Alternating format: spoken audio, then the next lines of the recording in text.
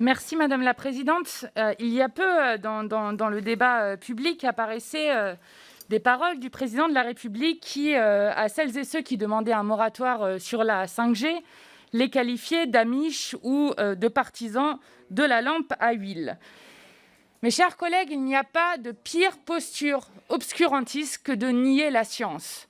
Sur la question des néonicotinoïdes, il y a 20 ans d'études scientifiques et plus de 1220 études scientifiques qui ont été réalisées dans le monde qui montrent et qui démontrent les effets hautement toxiques des néonicotinoïdes sur les insectes pollinisateurs, la biodiversité, la qualité des sols et des eaux et sur la santé humaine.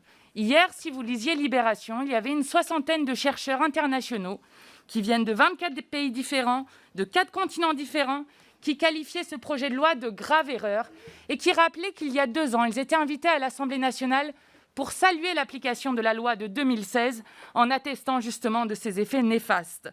Depuis l'autorisation des néonicotinoïdes dans les années 90, la production de miel en France a été divisée par 3. En 2017, une étude a révélé que 80% de la biomasse des insectes, 80%, chers collègues, 80% des insectes volants avaient disparu en Europe en moins de 30 ans. Les auteurs de cette étude estimaient que les pratiques agro-industrielles étaient la première cause de ce déclin. En quelques années, les colonies d'abeilles ont été décimées de 37% dans l'Union européenne. Et pire, le problème, et là aussi c'est un déni scientifique, c'est que de nombreuses études ont démontré qu'il y avait maintenant une résistance aux néonicotinoïdes qui apparaissait, et donc que c'était une impasse technique. Des recherches menées par l'ANSES, que vous n'allez pas décrédibiliser, mettent en lumière l'apparition des résistances.